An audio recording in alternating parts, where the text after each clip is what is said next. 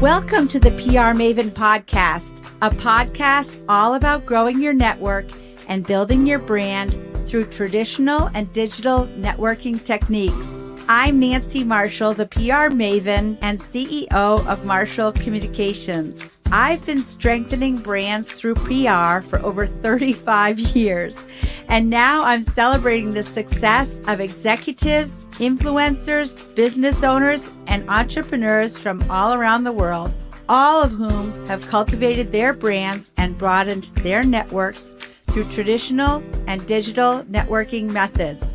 Each week, I interview one of these interesting and influential individuals and provide an opportunity for you, the PR Maven Nation, to gain insights from their strategies and stories. So stay tuned for this week's episode, and thanks for listening.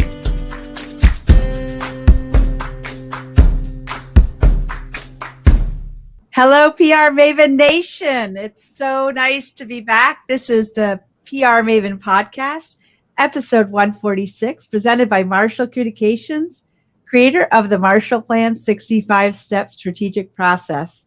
For those of you who are new to the show, I'm your host, Nancy Marshall, the PR Maven and CEO of Marshall Communications. I want to welcome you. And today, my guest is Raffi DerSimonian, principal at the RDS Group. Raffi, welcome to the PR Maven podcast. Thank you so much, Nancy. I'm so pleased to be here with you today.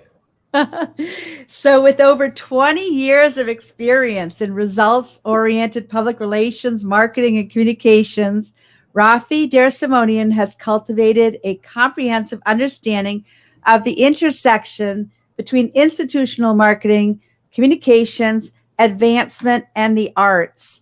His experience includes learning new brand launches, leading new brand launches, developing marketing strategies, and planning advancement campaigns for a diverse range of institutions and organizations.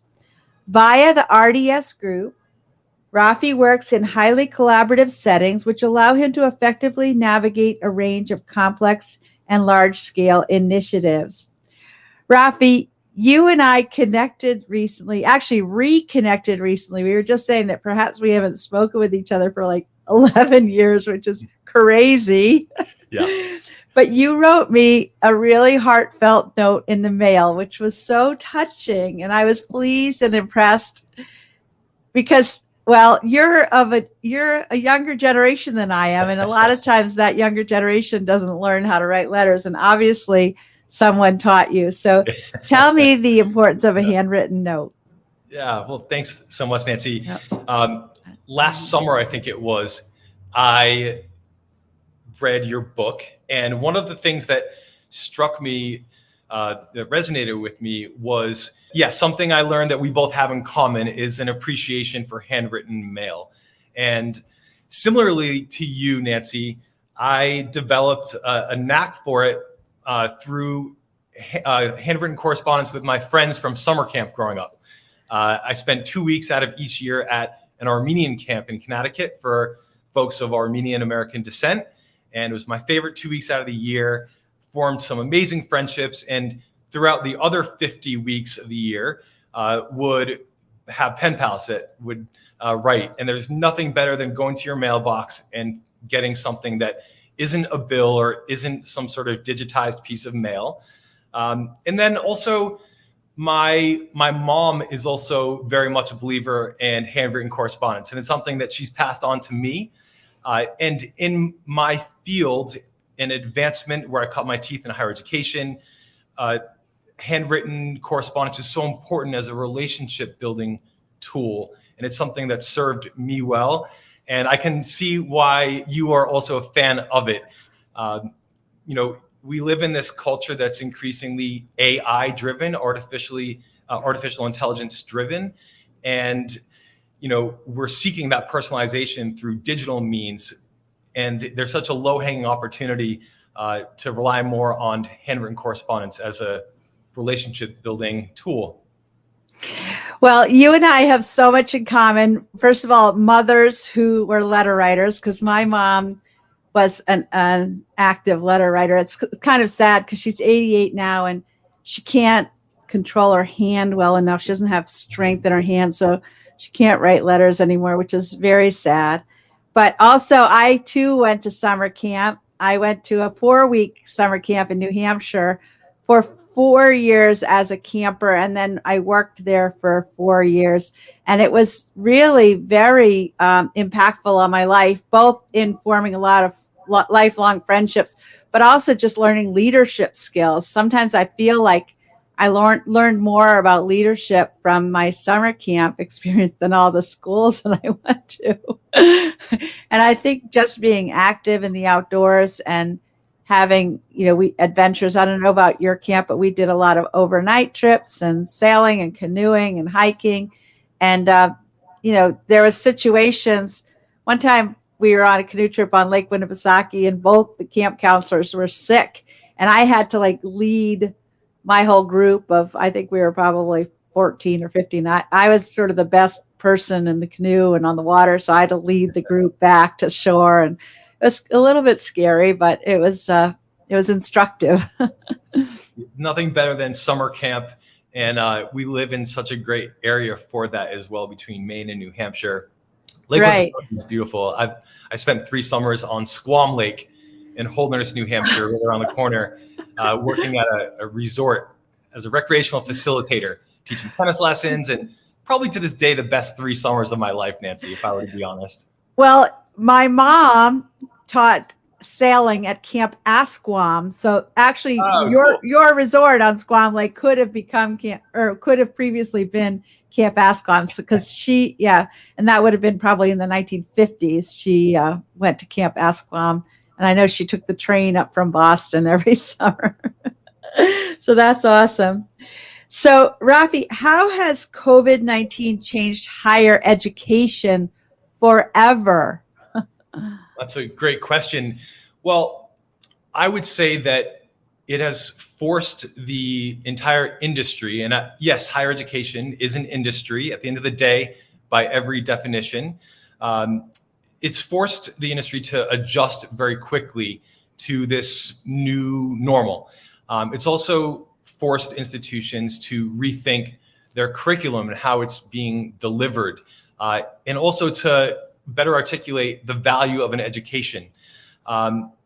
It's my humble opinion that no matter what, there will always be, there's no substitute for in-person learning, that collaborative hands-on learning that can only occur inside a classroom. But one thing that's become clear throughout COVID is that you can still learn so much online. And I think we're going to be seeing a lot more of this in the future. It's been interesting to observe how different institutions have pivoted or not over COVID. In fact, today, July 1st, marks the final day of Becker College, which is where I cut my teeth in higher education. I'm not sure if you're familiar with this, Nancy, but I've heard of it. Yeah, Becker is, they're closing forever. It's an institution that was founded in the late 1700s.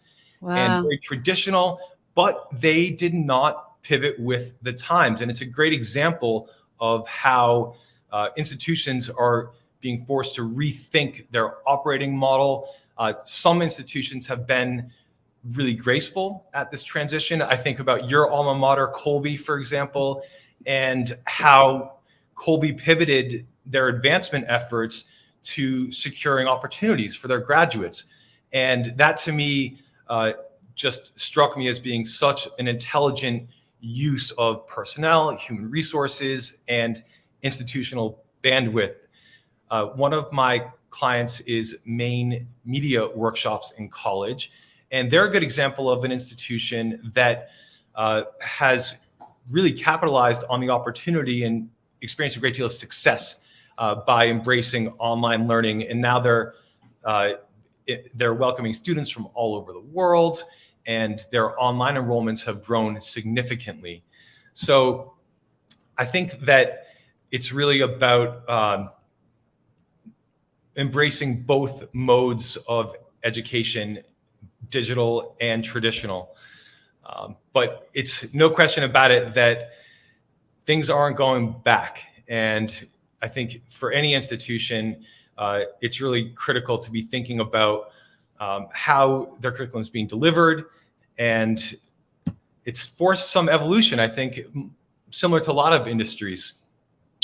Well, yeah, I mean, it's kind of like in professional life. I mean, as you and I have seen, so much during COVID happened exclusively online. And so if you weren't able to adapt to Zoom meetings and, for example, the evolution that we've had with this podcast, although we've had some glitches today, but, we decided to go to this StreamYard format as a result of COVID. And so, yeah, in real life, we did, and I'm so tired of the word pivot, but we did pivot so much to online. But that's not to say that the in-person isn't important. And I almost feel like since COVID has subsided, we've been flooded with my schedule has just just blown up with in-person things. And I do think it's important to get back in person. But it's like, okay, there were some aspects of the COVID schedule that were appealing to me. I would agree with that. Efficiency in planning meetings being one of them, just, without travel and the, in between periods. But it's all about trying to find the silver linings. But I agree. The word has been quite a lot. So how can video be leveraged as a tool to drive measurable engagement in PR and social? Yeah, so video is a medium that gets me really excited personally. Over the years throughout my career, I've come to understand the emotive power of visual storytelling as a way to drive engagement. I think video is an amazing medium because it has the ability to pull us in by our imaginations, sometimes resulting in a physiological response like goosebumps or joy or sorrow. And we as humans respond to story at the end of the day. And videos provided a really unique way to tell a story, to engage audiences, to advocate, promote, especially looking at the importance of video over the last year and a half when in-person meetings weren't available. It provided a good way to stay connected with constituents, customers, clients, audiences. One thing that I think is interesting is that video right now accounts for 82% of all internet traffic. It's also 12 times more likely to be shared than any other medium. And that when accompanied by an image is processed by the human brain 4 times faster. So for all these reasons and the way that our brains are designed for visual recall, I think video is where it's at for any marketing communications strategy. Exactly. And it's going to be even more so because, I mean, I've actually started looking at the reels on Instagram and they have like these dances that are I think they originated with TikTok, but it's sort of addictive. It's sort of a problem because I love them.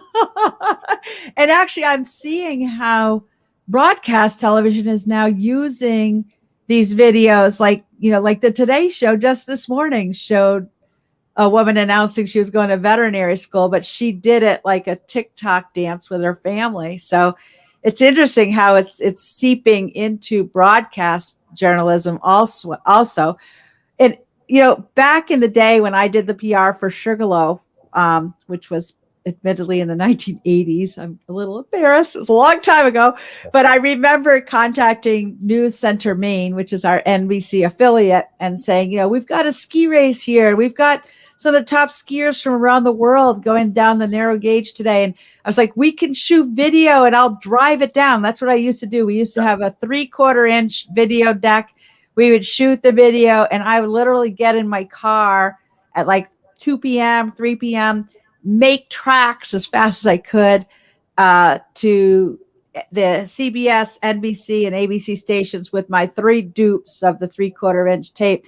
But I remember Bill Green, who recently retired, but he was the iconic sports guy. He'd be like, no, we won't take any video that our union, photographers haven't shot. We won't take anything. And that's why I laugh when I today, see the Today Show showing something they found on Instagram, on national TV. Absolutely. So the rules of the business have definitely changed. And it's so true. And anybody in business, no matter, I think, whether you're an electrician, a plumber, a career counselor, a development professional, PR, you have to be ready to put yourself out there on video. And it doesn't have to be perfect either. Like, you don't have to go and get you don't have to go get your hair done. You don't have to go get professional makeup or buy a new outfit. You just have to put yourself out there as who you are. Absolutely. Right. And, this little device has just redefined the notion of accessibility for video. And something that I've been exploring a little bit throughout the last 16 months has been crowdsourced content, inviting people to submit clips, whether it be a testimonial or a thank you to a donor. You said it, you don't need to overthink it or overproduce it. A simple, raw, authentic clip can go a long way with communicating, conveying a message. Exactly. But on the flip side, and I do a lot of media training for crisis communications, and we all need to be aware that if something goes wrong, there's going to be a lot of people, with their cameras in hand. And I remember a few years ago, actually, at Sugarloaf, I wasn't handling their PR at the time, but one of their lifts derailed, and there happened to have been a reporter from CNN on that lift, and he started broadcasting live, like right from the chairlift. Yeah, which was like, whoa, that had never happened before. But right. And that was several years ago. So that guy was kind of like on the cusp, on the cutting edge. I remember that exact clip, I think, that you're referring to. Yeah. Well, I was actually not working for Sugarloaf, but I happened to have been there. And actually a bunch of reporters started calling me, so anyway, that's a whole other story. Yeah, everybody is connected now, more so than ever. It's very true. Yeah. It sounds like Sugarloaf emerged relatively unscathed from that PR incident. Well, Sugarloaf has a lot of positive goodwill. Like I always say, there's like a goodwill bank account, and they've got a good balance in their goodwill bank account. So if they have sort of like a hit, they can withstand a withdrawal. But if you don't have a positive bank account in your bank account of goodwill, and then you get a hit like that, it could put you out of business. But luckily, they're still in business. And speaking of Sugarloaf, not too far from Sugarloaf is the beautiful city of Waterville, where I did go to both Thomas College and Colby College. You are a proud Waterville native and co-founder of the Waterville Rocks music series. Please tell me about Waterville today and its renaissance. Yeah, that's right. Another parallel that we share, Nancy, is a deep affinity for Central Maine and Waterville in particular. Right. So my father's family emigrated in 1967 from Beirut, Lebanon to Waterville, of all places. And there's actually still a strong Lebanese community in Waterville. My mom's family is from the St. John River Valley in Maine. And it's been really awesome to see the evolution of Waterville over the years. From my days growing up, myself and my entire family, products of the Waterville public school systems, to seeing what was kind of upsetting over several years, kind of, the advent of big box stores took a lot of the energy out of downtown. And seeing Waterville, I'm trying to think of an alternative to the word pivot, but seeing Waterville roll with the punches and really make some incredible improvements and investments has been so inspiring. It's my personal belief, Nancy, that Waterville has all of the ingredients in place to be one of America's greatest small cities. And in so many ways, a lot of these ingredients are already activating and taking root. When I think about, collaborations within higher education, both Colby and Thomas College, those are two incredible assets that the city has. The Opera House is a gem, one of the nicest opera houses that I've seen. In fact, I just got tickets to see Chris Teal from National Public Radio, who's the plays for Nickel Creek in October. So I'm looking forward to that. And also the dining scene. There's amazing cuisine, Lebanese cuisine, Asian cuisine, some really great restaurants. I think most importantly, I would say, is the art scene in Waterville, between Colby Art Museum, the new Shoup Art Center that's being created, organizations like Waterville Creates that are actively trying to cultivate Waterville as a destination for the arts. And then there's a few other ingredients as well, including that Waterville is an airport, that it's located equidistant from the two largest markets in Maine, Bangor and Portland.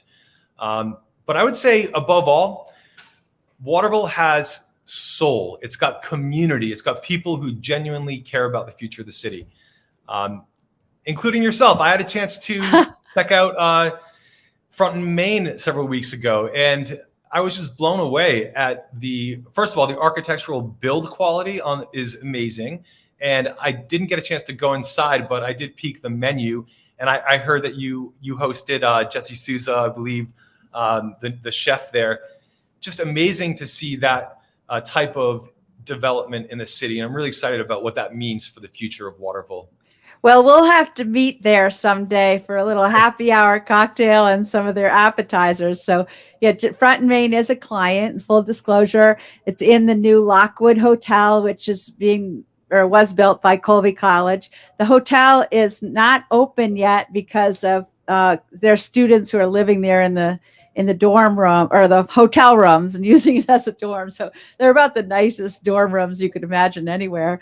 But in spring of 2022, it should open as a hotel. But the Front and Main restaurant is open, and they've got a happy hour. They've got a brunch on the weekends, and it's really very good cuisine. But there are other restaurants like Silver Street Tavern and Opa. Amigos. What was it? Last Unicorn is one of my favorites. Yeah. Other great. Yeah. Last Unicorn was there when I was in college at Colby. So it's been there a long time. So yeah, it is an exciting place. And the other thing I want to recognize is First Park, which is a business park in Oakland, which is also a client of Marshall Communications. So they're doing business attraction and economic development attraction, and they've got a lot of exciting things going on there. Yeah, I'm really looking forward to seeing how all these investments take root in the coming decades. It's been awesome to see Colby invest in brick and mortar in downtown. I think that's going to make a huge difference in the short term and in the long term. Well, I know President David Green of Colby, he has a big vision, and he knows that, to incorporate town and gown, you need to have a vibrant downtown, and you need to have the students downtown and not just up there on Mayflower Hill, isolated from the rest of the community. Absolutely. Yeah. You had asked about the Waterville Rocks concert series. About 5 years ago, I partnered with Bill Mitchell, who's a mover and shaker in Central Maine. You may know Bill. And he had actually the idea to produce a concert series in downtown. And while I've stepped away from organizing, it's been great to see it continue and flourish. And it's just one of the many examples of why it's worth checking out Waterville. There's so many exciting things happening, and makes me proud as a native to see it take root and to evolve in the way that it is. Yeah. So tell me about your musical career. Well, my first reaction is that I think career may be a strong word. However, all joking aside, music has been a source of a lot of joy and fulfillment in my own life. I've produced 3 original albums. Some of my best friendships have stemmed through musical collaborations. there's a period in my life where everything I did was based around music. And I ended up, I had a chance to open for several nationally known musicians. I got to open for Naughty by Nature. I got to open for Howie Day and Rustic Overtones. And nowadays, in my current iteration, I don't get to play as often as I'd like, but it's still something I do, and I really enjoy it. Well, I think that learning music as a young person actually is a great foundation for your career and your life and your education. I mean, just learning music and learning to read music is very helpful in math and science and reading. Absolutely. And I would even take that analogy one step further in that the nature of what I'm doing now professionally requires collaboration. It requires improvisation, a lot of the same skills that musicians hone on stage, whether in front of the microphone or behind the microphone. So I wanted to just give a quick plug to Maine Academy of Modern Music that basically is educating the next generation of musicians. I've formerly served on the board, and their whole mission is about empowering students through music. And is that in Waterville also? It's headquartered in southern Maine, and I think they do have an operation in northern Maine. I don't think there's any programming in Waterville proper currently. Okay. Well, I haven't heard of that, so I will have to check that out. The Maine Academy of Modern Music. Yeah, it's like School of Rock. Oh, yeah. I love that. Well, we're going to continue with more from Raffi in just a moment, but now it's time to remind you to please check out my latest book, Grow Your Audience, Grow Your Brand. We're going to have a free giveaway if you go to prmaven.com/giveaway, and you can download a free copy there. And that's a book that I had sent to Raffi in the mail, and he said he enjoyed reading it. So that was great. We'll be back in just a moment with more of the PR Maven podcast.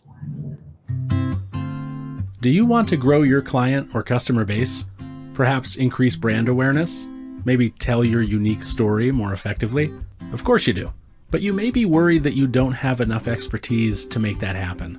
Well, no worries, PR Maven Nation.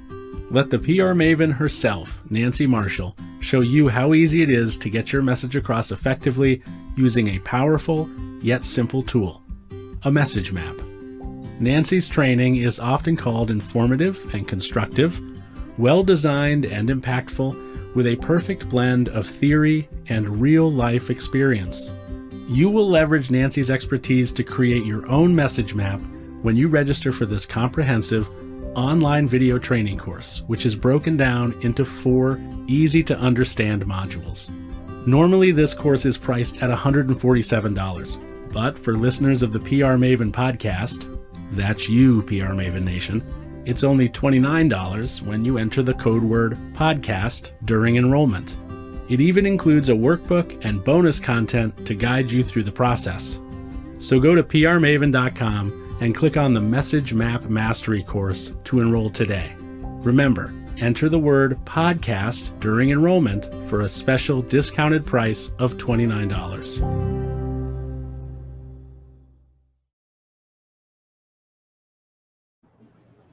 Welcome back to the PR Maven podcast, and we're here with Raffi DerSimonian, and I'm going to ask him a few more questions.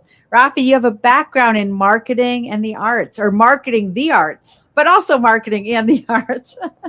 So tell me about your marketing career, and what advice do you have for artists and arts organizations to better promote themselves? Sure. Well, that's an interesting question. So I started my career in marketing the arts actually as class president for Waterville Senior High School. I produced an evening with Rustic Overtones at the Waterville Opera House as a fundraiser for my senior class. And I'll never forget that night and how empowering it was to work with my classmates, the community, the artists, the venue. And it was so much fun, frankly, to put it together. And we generated a significant amount of funds for my class. I went to Clark University the next year and ended up studying in London during my junior year. And I worked full time at the Royal Festival Hall, which is one of the largest cultural arts centers in the world. And I got to work with the head of marketing. And in this role, I learned about the relationship that exists between the artists, the venue, the general public, and media, and something that I've always really enjoyed. I went to graduate school at Clark, and my first job, my first full-time position, was in Providence, Rhode Island, at the Providence Performing Arts Center. And this is kind of where our backgrounds intersect a little bit, Nancy, because here is where I learned about the power of PR and awareness building versus advertising, and how the two complement each other, or can complement each other. So my job was about generating editorial coverage for the theater and strategically selling tickets effectively. So I ended up, my student loans kicked in, and I decided to take a position that was away from the arts, but I kept the arts in my life in some way. When I moved back home to Maine, I produced a music series called Live at the Opera House. I got to present some Grammy Award-winning artists, including Joan Baez and Anita Franco, to name a few. So I got to use all those skills that I developed throughout the years. And now I'm not specifically focused on marketing the arts, but I've served on some boards for arts organizations and still get to stay connected in some small way.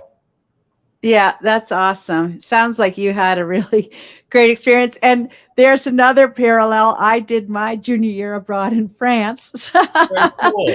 Yeah, so I benefited greatly from all that travel and exposure to different cultures. And I had a Euro pass like the whole time, so I was traveling all around. And my family is of German descent, so I spent a lot of time with my cousins in Germany, which was really, really great. That's fantastic. Yeah. That must have been a lot of fun. It was invaluable. So you also have a background in marketing educational institutions. And what advice do you have for schools and colleges to promote themselves? Sure. So I think my biggest piece of advice would be to determine what sets your institution apart, what distinguishes your mission from the myriad of peers and competitors that are out there. I mentioned the example of Becker College, and I think it's so important with the competitive landscape in higher education that institutions delineate themselves from the landscape. Also, I would say that students want to see themselves when they're searching for college or university. So my philosophy is very much rooted in storytelling around students and faculty and alumni who are doing exceptional things. So at the end of the day, it comes down to several variables working in tandem. So it's more than having a great website. It's more than having flashy marketing materials. It's about identifying a messaging platform that is authentic and resonant for any institution. In general, my biggest piece of advice for any institution is to tell the stories of folks within the community that are doing exceptional things, that are living and breathing the institutional mission. And oftentimes that comes down to students, alumni, faculty who are pursuing great things in their chosen path. I think that's what resonates most authentically with audiences, and that is what most effectively tells an institution's story. Absolutely. And a brand is all about telling the stories of how people align with the brand. And part of it starts with really understanding what is the brand and, identifying the avatar or the persona of the brand. And then, just constantly telling stories in a whole variety of ways too, because different people use different media, obviously. I mean, many colleges and universities still do old fashioned like magazines and view books. And, alumni magazines. I know Colby has a really nice one, and I read it cover to cover every time I receive that. So, but I can imagine that some of the younger alums, like I'd be interested to ask my 28-year-old son, Craig, who also went to Colby, if he reads that alumni magazine or not. He probably would be more likely to watch a series of Instagram stories about Right. it. Well, it's the term that we use is an omni-channel approach. And nowadays, institutions cannot afford just to have a view book or just focus on their website. It's about thinking about the full 360, all the different communication channels, and making sure that they're accurate and cohesive and reflective. Right. It's funny you use the word omni-channel, because back in the day before the internet, when I worked at Sugarloaf, I remember we used to say we have to assault all the senses of our people. We would picture somebody in Boston and they'd have to be like, we would hope they were seeing the billboards that were along Route I-93 or 495, or, be on WBZ radio and then be on WCBB TV and all, again, assaulting them from all angles, which sounds a little bit violent, actually. No, but it makes sense. You got to cut above the mix. Yeah. That's an interesting term. I'll have to borrow that. Yeah, you're welcome to. So you've also done some crisis communications planning, which I do also. It's not fun at all, when a client is in crisis, but at that time, emotions are running high, and that's when we can really be helpful to people. So what are your tips for organizations facing a crisis? Sure. It's been so interesting this past year and a half to observe all these institutions, virtually every single entity respond to COVID. And it's been interesting for me as a communications professional to observe the nuances and differences. But I would say a few themes that apply to any business, organization, institution include, first and foremost, having a strategy mapped out in advance of the crisis. And I cannot stress the importance of this enough, but having some sort of protocol in place makes the actual crisis communications planning that much easier. I would also say that timing matters, and it is all about being very responsive in your response. Even in some instances, even a few minutes or hours can make a big difference in the message being delivered. Something else is about being authentic and demonstrating empathy towards anyone who may be impacted by the crises. And this is really important as it relates to maintaining a human edge. At the end of the day, we are humans communicating with other humans. And then I would say it's about being reflective of your own organizational or institutional mission, vision, or core values. It's important that whatever message is developed, that it syncs up and reinforces whatever your mission, vision may be. And then finally, I would say just be brief, concise. It's all about as few words as possible to express the genesis of what needs to be said.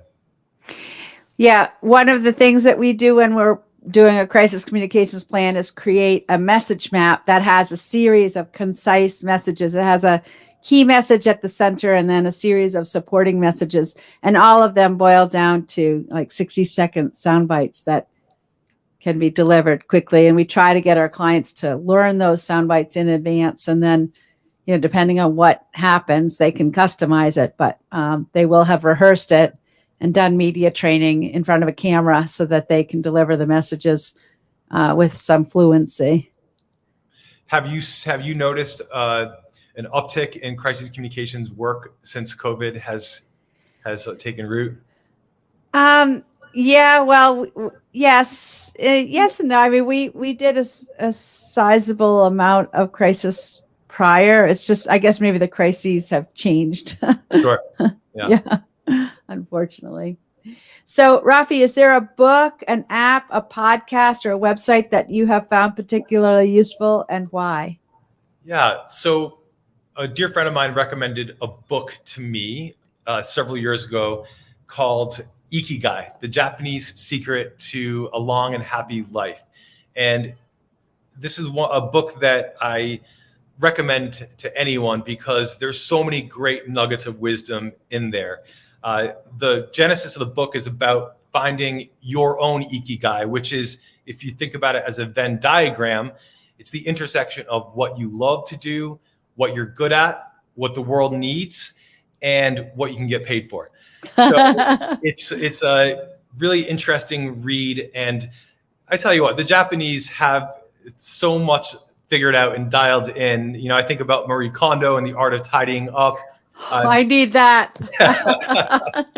So I'm a big fan of Japanese culture, and I hope to not to mention sushi, which is my favorite food. Yes, well, I'm such a big fan of sushi. Me too. We'll have to meet for sushi sometime. That sounds great. I'd love that.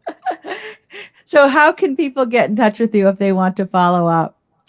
Well, you can send me a handwritten correspondence to Raffi DerSimonian, 312 4th Street, number 7 in Portland, Maine. Just kidding. You can email me at raffi@dersimonian.com. Okay. And I imagine you're probably on LinkedIn too. Yes, absolutely. There you go. Yeah. There you go.